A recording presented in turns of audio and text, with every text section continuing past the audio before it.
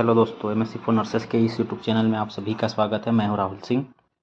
तो government college से post basic और एमएससी नर्सिंग करने का सुनहरा अवसर आया है एमपी में, जो कि एमपीएसबी की तरफ से एक नोटिफिकेशन जारी हुआ था, जिसमें आप इस फॉर्म को फिल करके पोस्ट बेसिक बीएससी नर्सिंग और एमएससी नर्सिंग सिलेक्शन टेस्ट देकर आप एमएससी नर्सिंग और पोस्ट बेसिक नर्सिंग में सिलेक्शन ले सकते हैं।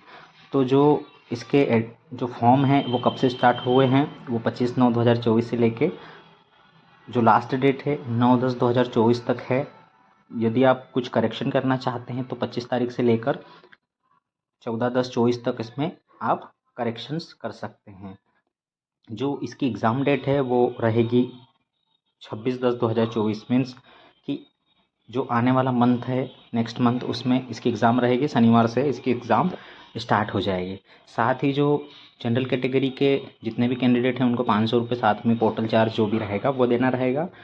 साथ में जो ST SC and OBC EWS के जो जितने भी कैंडिडेट्स हैं उनको 250 रुपीज़ प्लस पोर्टल चार्जेस देना रहेंगे। साथ ही इसमें एक चीज़ और हमने देखी है जो कि बहुत अच्छी है। जितने भी जिन्होंने जनरल नर्सिंग जीएनएम किया है वो पोस्ट बेसिक बीएससी नर्सिंग में एडमिशन ले सकते हैं। साथ में जिसने पोस्ट बेसिक बीएससी नर्सिंग और जिसने बीएससी नर्सिंग किया है वो एमएससी नर्सिंग के लिए अप्लाई कर सकते हैं। तो इसमें जो एज क्राइटेरिया है वो रहेगा, मिनिमम जो है वो 17 ईयर्स है और मैक्सिमम का इसमें कुछ भी ऐसा मेंशन नहीं किया है। साथ में जो आपके एलिजिबिलिटी क्राइटेरिया क्या क्या और रहेगा, तो इसमें आपके जो भी डॉक्यूमेंट्स हैं वो साथ में आपको ले जाना है। न्यू होना चाहिए, रिसेंटली होना चाहिए, ऐसा नहीं कि आपके पास कोई सा भी डॉक्यूमेंट्स पुराना हो। साथ ही आपका जो रजिस्ट्रेशन है एमपी नर्सेस रजिस्ट्रेशन काउंसिल का, वो अभी न्यू वाला होना चाहिए। यदि एक्सपायर हो चुका है तो उसको रिन्यूअल करवा लीजिएगा। साथ में ही इसमें प्रवेश प्रक्रिया तो जो भी रहेगा, वो जो एग्ज़ाम रहेगी, जो वाला एग्ज़ाम रहेगा, इस बेसिस पे आपको एक मेरिट लिस्ट दी जाएगी। मेरिट लिस्ट साथ में जिसके जो क्वालिफाई करेगा, मिनिमम क्वालिफिकेशन और कटअप जितना रहेगा उसके बेसिस पे आपको government plus private colleges allot होंगे। साथ में ही एक चीज़ मैंने इसमें एक देखी थी, जो कि शासकीय स्वशासी नर्सिंग महाविद्यालय में प्रवेश के लिए, मतलब अब यदि गवर्नमेंट कॉलेज में एडमिशन लेना चाहते हैं तो इसमें केवल वही स्टूडेंट्स, इसमें सारे स्टूडेंट्स अप्लाई कर सकते हैं।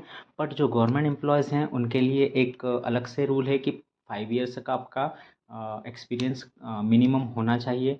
यदि आप प्रोविजनल बेस पे भी हैं तो भी आपको 3 ईयर्स प्लस 2 ईयर्स का आपका एक्सपीरियंस होना चाहिए।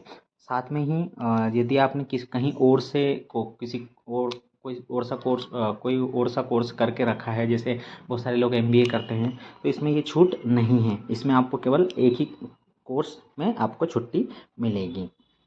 साथ में ही निजी नर्सिंग महाविद्यालयों में प्रवेश हेतु आपको क्या क्या करना रहेगा, तो इसमें आपको पोस्ट बेसिक बीएससी नर्सिंग और एमएससी नर्सिंग प्रवेश परीक्षा के परिणाम में चयनित अभ्यर्थी की सूची में ही प्रवेश दिया जाएगा।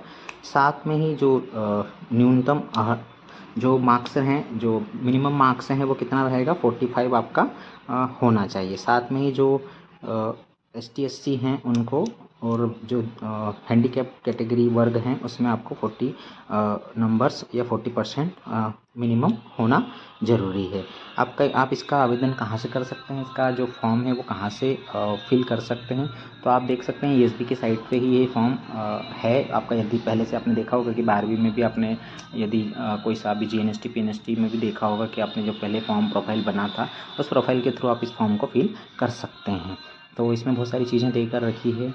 GNM के अंक सूची, नर्सेस रजिस्ट्रेशन काउंसिल का पंजीकरण, मतलब इसमें पहले क्या होता था कि केवल रजिस्ट्रेशन होता था और एग्ज़ाम का सिलेक्शन मांगा जाता था और आपको डायरेक्टली एग्ज़ाम में बैठने दिया जाता था। पर अब इस बार ऐसा नहीं किया है। इस बार इन्होंने क्या किया है कि 10वीं का जो 10th की जो मार्कशीट है उसमें मतलब जो आपका डेट ऑफ बर्थ है उसको आपको वेरीफाई करवाना रहेगा। साथ में ही आपकी 12वीं की जो 12th की मार्कशीट है वो। नेक्स्ट GNM की अंक सूची, मतलब यदि आपने GNM किया है तो GNM GNM से यदि पोस्ट बेसिक में एडमिशन लेना चाहते हैं तो आपका जनरल नर्सिंग का लगेगा। यदि आप MSc नर्सिंग में एडमिशन लेना चाहते हैं तो BSc नर्सिंग, साथ ही पोस्ट बेसिक बीएससी नर्सिंग की मार्कशीट्स आपको लगेगी। नेक्स्ट रहेगा इसमें नर्सिंग रजिस्ट्रेशन काउंसिल का जो जीवित मतलब जो अभी न्यू वाला यदि एक्सपायर हो चुका है तो आप उसको रिन्यू करवा लीजिए, और नहीं तो आपका पुराना वाला जो भी है वो मेंशन, जैसे 5 साल के लिए वैलिड रहता है तो आप उसमें डेट देख लीजिएगा और उसके अकॉर्डिंग आप इसको फिल कर दीजिएगा। यदि आप रेगुलर कैंडिडेट हैं, यहाँ कहीं जॉब करते हैं, तो यदि आपकी जो भी प्रोविज़न